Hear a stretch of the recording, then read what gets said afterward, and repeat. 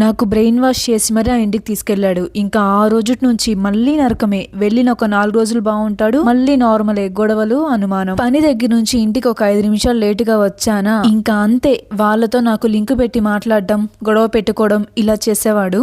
ఇదంతా మీరేదో నా ప్రాబ్లం తీరుస్తారని మీతో చెప్పట్లేదు. ప్రతి ఒక్కరికి ప్రాబ్లమ్స్ అనేవి ఉంటాయి. నాకు తెలిసి మాక్సిమం ఇలాంటి ప్రాబ్లమ్స్ అయి ఉండొచ్చు. బట్ అవన్నీ దాటుకొని బయటకు రావాలి. అవసరమైతే మన బాధకి కారణమైన వాళ్ళని మన లైఫ్ లో నుంచి కట్ చేయాలి, కానీ మనం ఈ ప్రపంచాన్ని విడిచి వెళ్ళకూడదు. నాకు కూడా విసుకొచ్చేసి ఇంకా నా వల్ల కాదు. ఇప్పటి వరకు చాలా ఓపిక పట్టా. 5.5 సంవత్సరాల నుంచి భరిస్తున్నా నిన్ను. నా ఫ్యామిలీని దూరం చేసావు, ఫ్రెండ్స్ ని దూరం చేసావు, అన్ని కోల్పోయి నాకంటూ ఒక పని దొరికాక ఇప్పుడేమో వచ్చి ఇలా చేస్తున్నావు. నీకు అప్పు తెచ్చిచ్చిన పాపానికి అవన్నీ నేనే కట్టుకోక తప్పదు కదా అని నేను కోపంలో అప్పుడప్పుడు గొడవ పెట్టుకుంటూ ఉండేసరికి నా మీద కోపంతో అతను నేను లేకుండా చేద్దాం అనుకొని ఏవేవో మెడిసిన్స్ తీసుకొచ్చి నేను తినే ఫుడ్ లో జ్యూస్ లో కలిపిచ్చేవాడు. అది తెలియక నా మీద ప్రేమ పొంగిపోతున్నట్లుంది అనుకొని తను ఇచ్చినవన్నీ తినేసేదాన్ని. ఒకసారి అయితే అవకాడో జ్యూస్ తెచ్చిచ్చి ఇది తాగు, నీకు హెల్త్ కి మంచిది అనేసరికి నేను కూడా కొంచెం తాగాక ఏంటిది చేదుగా ఉంది అనేసరికి అదేం లేదులే, నీకన్నీ అనుమానాలే,